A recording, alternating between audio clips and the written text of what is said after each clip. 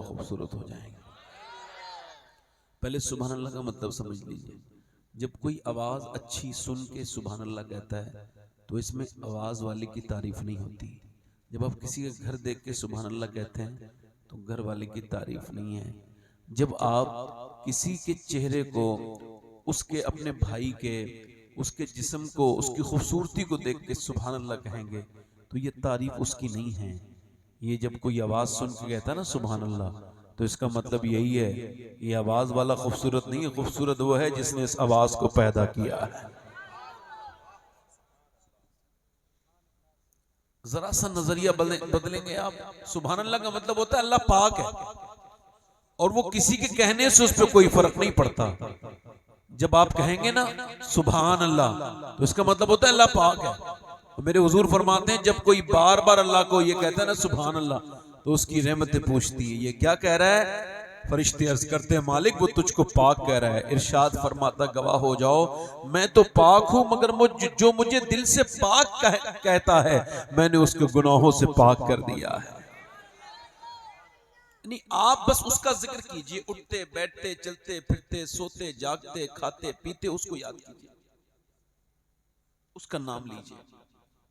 इससे आपके दिल में जो कोई मैल होगा ना वो हट जाएगा। हम सबके दिलों में मैल चढ़ जाते हैं।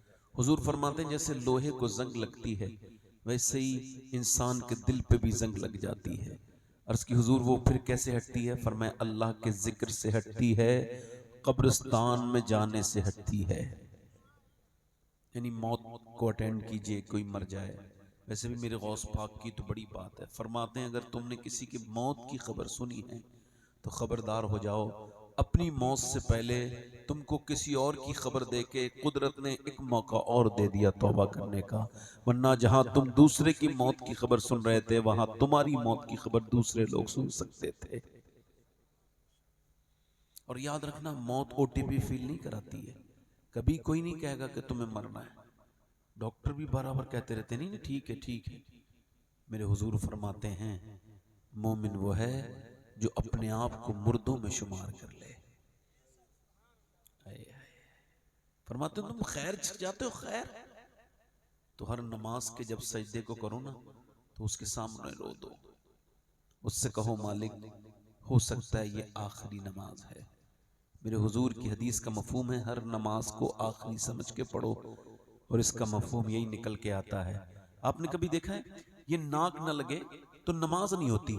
अब मुझे बताइए नाक से नमाज का क्या ताल्लुक है।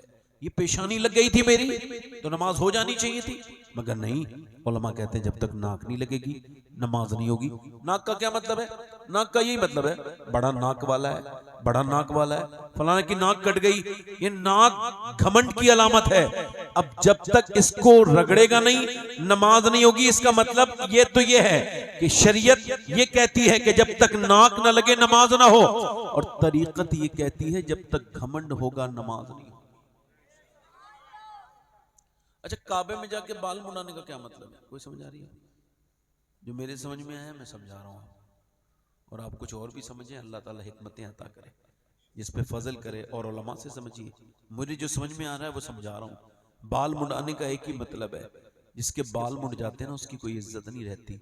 लोग कहते हैं ना इसकी कोई इज्जत नहीं है, बाल मुड़ाओ शहर में घुमाओ बाल मुड़ा के। अब बंदा काबे में जाता है अपने बाल मुड़ाता है और फिर कहता है मालिक देख मैं तेरे घर में भी आ गया हूं, मैं मुजरिम हूं, मेरी कोई हैसियत नहीं, बाल भी मुड़ा दिए हैं, तेरे शहर में घूम भी रहा हूं। अब ये आजिजी करना मेरा काम है और मुझे बख्श देना फिर तेरा काम है।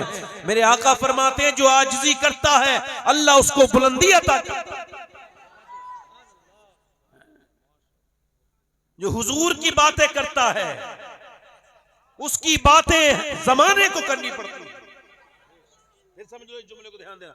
जो हुजूर की बातें करता है जमाना उसकी बातें करने के लिए मजबूर है। दुनिया देख ले, बरेली में बड़े बड़े सेठ आए मर गए खत्म हो गए नवाब, मगर मेरे इमाम ने पूरी जिंदगी बरेली वाले ने मदीने वाले की बातें की हैं, तो आज मदीने में भी बरेली वाले की बातें हो रही हैं।